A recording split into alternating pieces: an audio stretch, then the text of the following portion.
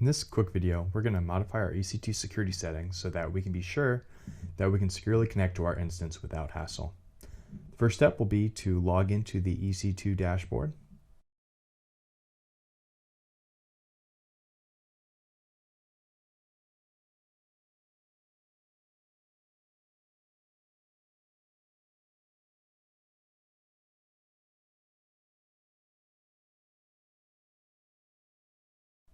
I'll quickly note that I have two instances running because I want to show you how to configure two different types of machines, one Bitnami AMI and one plain Ubuntu AMI, but you should only have one.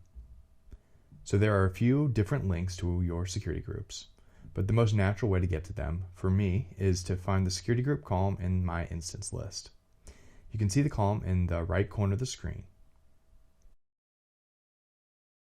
My main site has a security group called Django Stack. Let's click on this security group to check it out. From here, you'll have different actions available that will allow you to modify the inbound and outbound rules.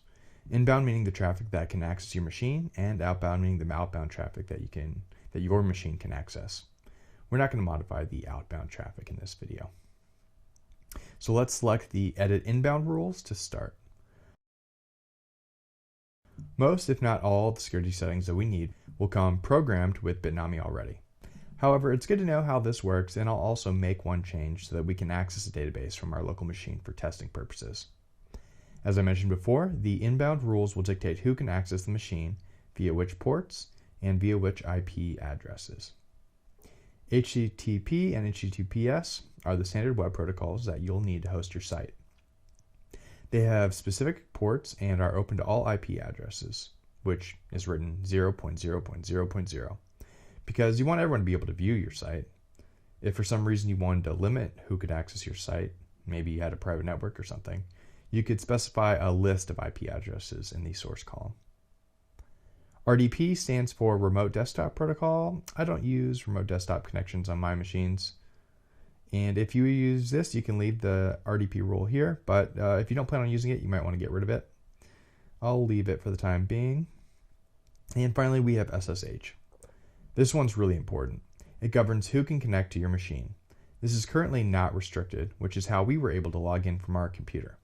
We're not going to want the entire world to be able to try logging into our SSH, so let's click the source dropdown to modify who can log in. Instead of anywhere, let's restrict SSH connections to our current IP address, which is one of the dropdowns. Note how your IP address automatically was detected and assigned as a restriction. Remember, this will make it so that only computers with our IP address can access the SSH. So if your IP address changes or you attempt to log in via a computer with a different IP address, you're not going to have access, so you'll be refused. And you'll first have to change your security settings before logging in. If you frequently use two different machines to connect, then what you can do is add additional rules for SSH to allow for more connections. You can add as many rules as you'd like and keep adding IP addresses that you'd like and create a custom list. But for right now, I'll leave mine at just this one IP. Finally, I like to manage my server's databases from my local machine, so I'm going to allow my SQL to be accessed from my IP as well. Note that if you're going to use a different kind of database, such as PostgreSQL, and want to access your database from your machine, you'll also want to add a rule for your database type.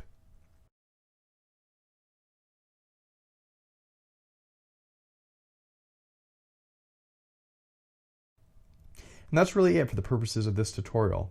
Users are going to be able to access our site via HTTP and HTTPS. We'll be able to connect to our instance and database via SSH on our local machine. And in the next half of the video, we're going to edit the other instance, the non-Bitnami one, for users who started without a configured stack. But if you completed the security settings with me in the last half, you can skip the remainder of this video. Okay, let's go back to the dashboard and select the security group associated with the non-Bitnami stack. It looks like it's called Launch Wizard.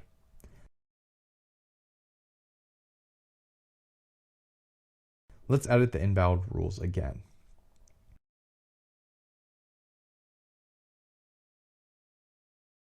Okay, it shows that we have our SSH open for connection, which is good, although you may want to consider restricting it to your own IP address.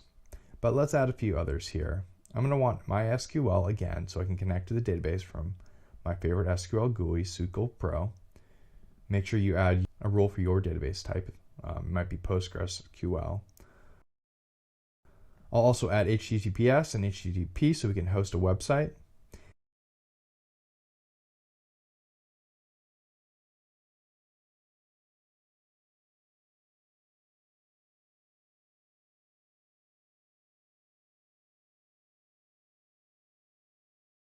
And that's really it. Modifying our security groups is really easy.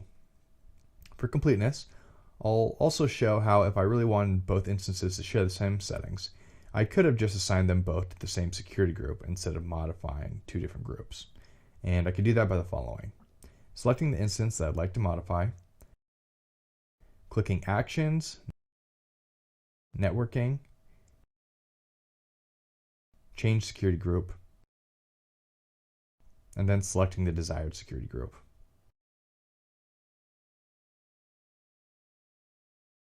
And that's it for this video. Our security settings are exactly as we need them. Note that we didn't modify our outbound settings because they're open to all IPs and connections by default. We really don't need to restrict what we can do from this machine at this point. If you wanted to restrict yours, you'll follow a method that's identical to editing the inbound rules. In the next video, we're going to set up FTP on our site via a popular free application called FileZilla to prepare us for our server configurations.